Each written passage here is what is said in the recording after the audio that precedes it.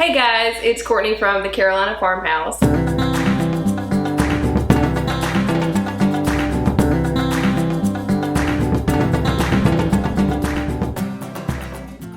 And I'm excited today to share with you guys my canning recipe that requires no extra equipment. You don't need a water bath canner or a pressure canner. You just need your jars and tomatoes and either a dishwasher for heat or a oven for heat. It's super easy.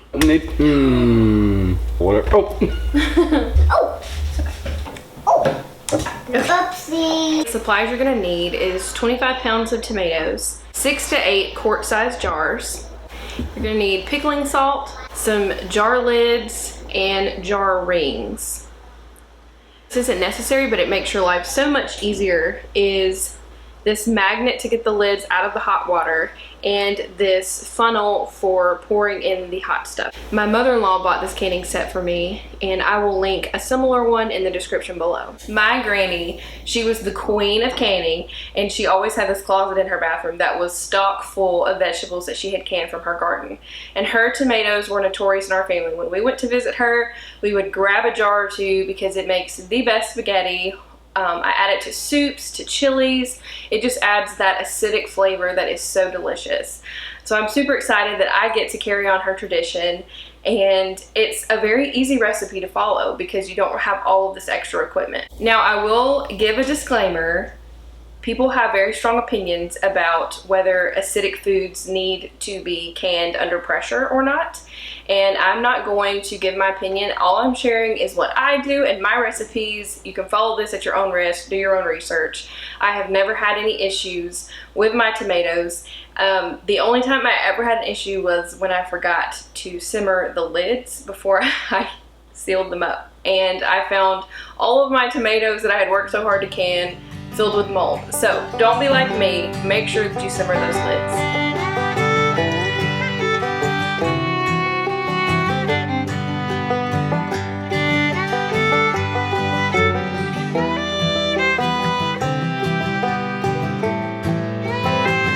Hey honey, got another day's worth of tomatoes from the farm.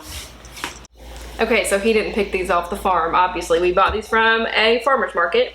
So I've cleaned out my sink, and I'm gonna add my tomatoes and just rinse them off, get them nice and clean, and I have a pot of water boiling on the stove.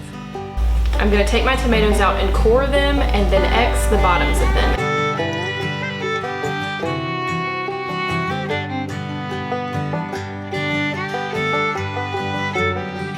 I'm gonna pour the boiling water on the top of them and let them sit for about 5 to 10 minutes to let the skins get really soft so that it's easy to peel them.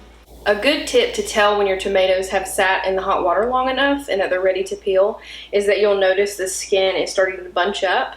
You can kind of feel it and pull at it, and it comes off easily. Okay, so a tip to get to the drain of your sink with all of that boiling water in there is to use a bowl to scoop out the water, and then when it gets low enough where you can't scoop out anymore, run some cold water to offset the temperature, and then you can reach in there without scalding the skin off your hand. Okay, so I'm about to put my lids on to simmer. Always add an extra jar or two and lid to whatever I'm canning, just in case you end up with more than you thought you would, because you want to have everything you need because it's a time-sensitive process and you don't want to get stuck and not have an extra jar that's heated up or a lid that has been simmered. I'm going to add the jars to the oven that I have preheated to 300 degrees. If you don't want to use your oven, you could also use the dishwasher and run it through a hot rinse cycle. After I take them out of the boiling water, make sure you don't burn your fingies, put them into quarters, and put them back in the pot and boil them for 10 minutes. I'm joined now by my cute little helper, Elliot. And we're gonna now cut up the tomatoes. Not everybody in my family loves tomatoes, so sometimes I cut mine in 6 instead of quarters, just to make the tomatoes a little bit smaller.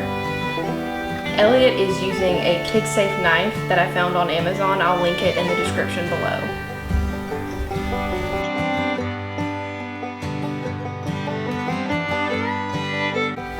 Okay, so I add about 1.5 cups of water to each pot.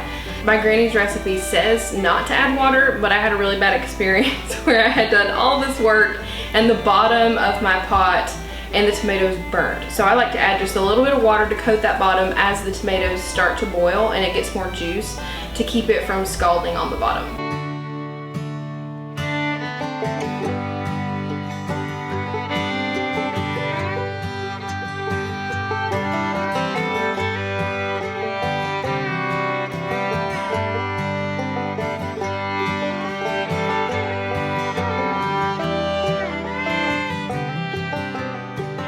The next part can get a little bit stressful only because it's something that has to be done in a timely fashion for it to work. The reason this recipe works without any equipment is because your jars are hot, the tomatoes have been boiling, and your lids have been simmering so that that seal is soft and ready to seal to the jar. I have all of my stuff lined out, including these towels for pot holders for the pots. I have my pickling salt here, my jar lids, all of my equipment to pour and ladle the tomatoes into the jars. I'm going to put 1 tablespoon of pickling salt into each jar, and then I'm going to scoop the tomatoes into there, seal them, turn the jar over, and then move on to the next jar.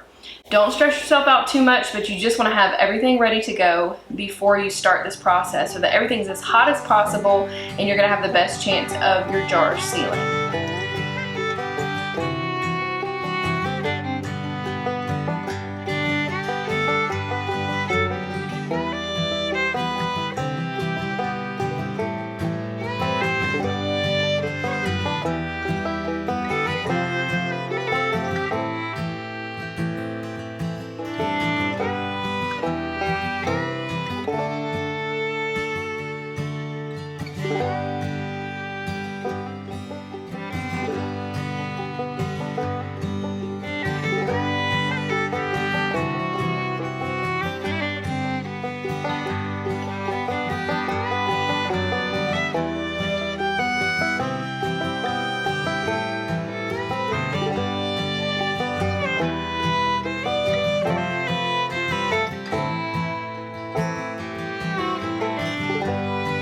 Okay guys, that's it. I told you it was easy. My granny would be so excited to know that so many of you are using her tried and true, no equipment needed canning recipe.